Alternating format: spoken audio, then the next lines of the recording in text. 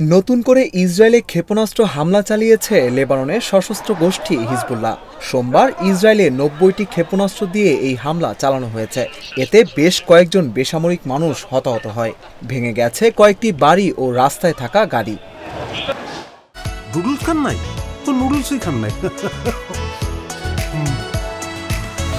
Israeli সংবাদ মাধ্যম Times of ইসরায়েলের বরাতে এক প্রতিবেদনে এ তথ্য জানিয়েছে ভারতীয় সংবাদ মাধ্যম India today.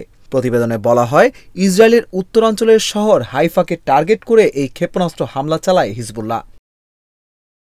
Times of Israel বলছে, এই হামলায় ৪ জন আহতের খবর পেয়েছে তারা। এর মধ্যে এক শিশু রয়েছে।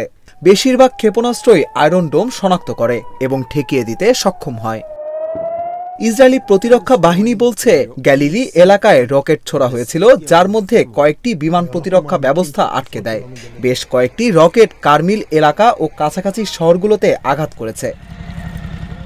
ইসরায়েলের প্রধানমন্ত্রী নেতানিয়াহু লেবানন জুড়ে হিজবুল্লাহ সদস্যদের ব্যবহৃত হাজার হাজার পেজার বিস্ফোরণের ঘটনার দায় স্বীকার করার একদিন পর এই হামলা হলো।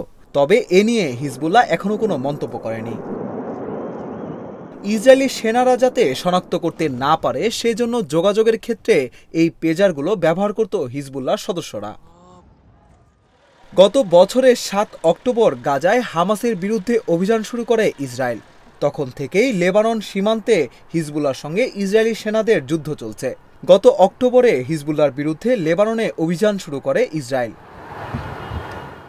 সম্প্রতি ইরান সমর্থিত গোষ্ঠীটির বিরুদ্ধে ইসরায়েল হামলা জোরদার করেছে। তাদের হামলার মূল লক্ষ্য দক্ষিণ লেবানন এবং সীমান্তে এই গোষ্ঠীটির লড়াইয়ের সক্ষমতা দুর্বল করে দেওয়া।